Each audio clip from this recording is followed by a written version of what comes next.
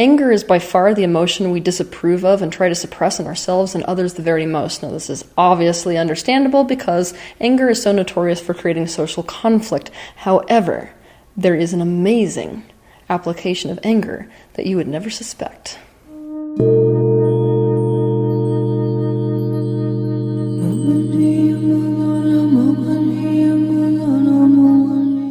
Somatically, anger feels like an emotional version of fire. Like fire, it's aggressive in that it usually projects outward and feels very hard to contain.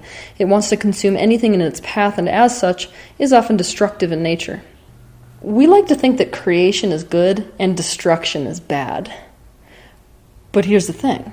A universal principle is that both polarities have a very important place in this universe. In fact, destruction is often necessary for creation and new beginnings to even occur. What I mean by this is that creation and destruction do not absolutely have to be contradictory. In fact, they can be highly complementary. What we learn from forest fires is that they're purifying. They destroy so that the ecosystem in an area is restored. It rids an area of what is dead, dying, and or no longer benefiting the area. The decomposed organic matter that it creates enriches the soil, making it easier for new growth. Anger has been critical to our survival. Anger pulls us out of powerlessness and the pain of being hurt and being afraid. This is why anger can be used as fuel. It's a huge burst of energy. It means we're taking our power back. Anger means we think we have a personal choice to make. Even though anger is a valuable self-preservation instinct that calls for the restoration of our empowerment and for the life we consciously choose, when we feel anger, we don't treat it as such. We've been taught that anger is so incredibly wrong that the minute we feel it, we almost panic. We do anything we can do to deny it, to reject it, to disown it, to suppress it, and to do anything we can to release it so that we change and don't feel that way anymore. If you want more hints and suggestions about what to do about your anger, feel free to watch my video that's titled, How to Deal with Anger. In that video, I explained in detail the danger of approaching anger in this way that I've just described. But there is another application for our anger, and that's what I'm going to teach you today. Anger distances us from something that is a threat or something that does not serve our well-being.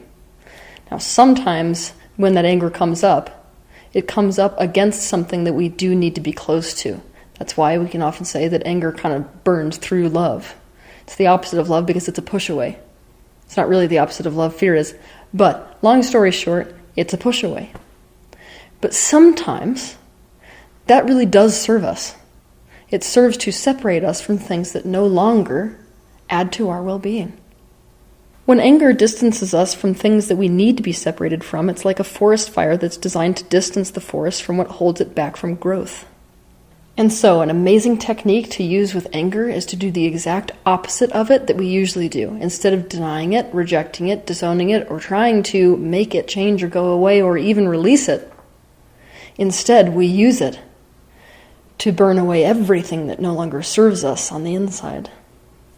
To do this exercise, we go somewhere where we can be completely undisturbed. We close our eyes and we invite it to become an internal forest fire that burns everything internally. We invite it to get rid of everything internally that we don't want there anymore so that we are completely internally purified to start over fresh and from the ashes internally. For example, let's say that we've experienced a breakup. In the grief process, anger is a very natural part of the process. When you hit that phase, you can go and you can sit down and you close your eyes. And you invite that anger to become as large as you possibly can. So like I said, instead of trying to diminish the anger, you do the opposite. You invite it to turn into a completely intense internal forest fire that's basically scorching or cremating everything that you want to have be cremated from the inside. It's like a contained forest fire. It's a bit like a shamanic journey or a meditation of sorts. We can see what color the fire is and what qualities it has. We can even play music that helps the fire burn more aggressively and more destructively. But we can invite the destruction consciously and with our free will. We can see it burning up our attachments to the person we broke up with. We can see it burning up the memories we have with them, both good and bad. We can see it burning up the fantasy or visions of what we wanted with that person but could not actualize. We can see it cauterizing the emotional wounds we sustained. You can see it burning up patterns, thoughts, beliefs, anything that's detrimental to us relative to the breakup. You can use this internal fire of anger to burn up anything that you want. Let your intuition be the guide about what is no longer serving you, what no longer belongs inside you, and no longer contributes to your well-being. But that being said, you're not going to control this fire. You're going to, even though you direct it, you're going to let it burn for as long as it wants to burn until it burns out. Invite it to burn. Invite it to consciously choose the destruction in the name of letting go of whatever needs to be let go of. If you want, you can use music to enhance the fire. This is a good time to use super angry music in your meditation. But just remember to switch to music that makes you feel like letting go once the fire turns to embers or ash. You can use breathing techniques to enhance it as well. This amazing application of anger is a bit like turning yourself into a phoenix, whereby setting yourself or your being on fire, you are being reborn. I want you to imagine today that you're so sick of your life. I mean, it's creating so much pain for you that you just light a match and you set the whole damn thing on fire. Imagine what it would feel like, that sensation of complete release, to just watch it all burn to the ground. That emotional sensation is what I want you to be going for when you're doing this internal fire anger exercise. Now, this is really important. One way to fuel the flames is to thank them for burning up anything that they're burning up.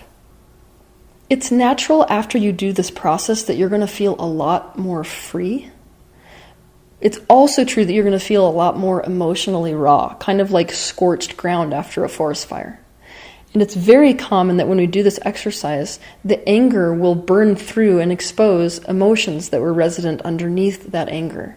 Sorrow is the most common one that I see when people do this exercise. Sorrow is a little bit like the rain that comes after a forest fire, and it saturates and settles the earth. It's basically priming the earth for new growth to occur whenever conditions present themselves to create that new growth. So allow those emotions that are exposed as a result of this internal fire process and experience them with non-resistance in the same way that you did the anger itself. From there, you can let go and just allow yourself to internally progress. It's not like you have to go to work tending the soil to try to create something to grow. All you have to do is to allow it to happen and to expose yourself to people, places, and things, i.e. conditions, that are conducive to you feeling better, feeling good. This naturally creates a new growth process. Destruction has a very important place in our lives, provided that we are consciously choosing it, and consciously choosing for our intention to be to let go of something that no longer feeds our well-being. When we approach destruction in this way, anger can be used as an incredible tool in this process. It can be used consciously. And so, what I gave to you today is the tool of conscious internal arson. Have a good week.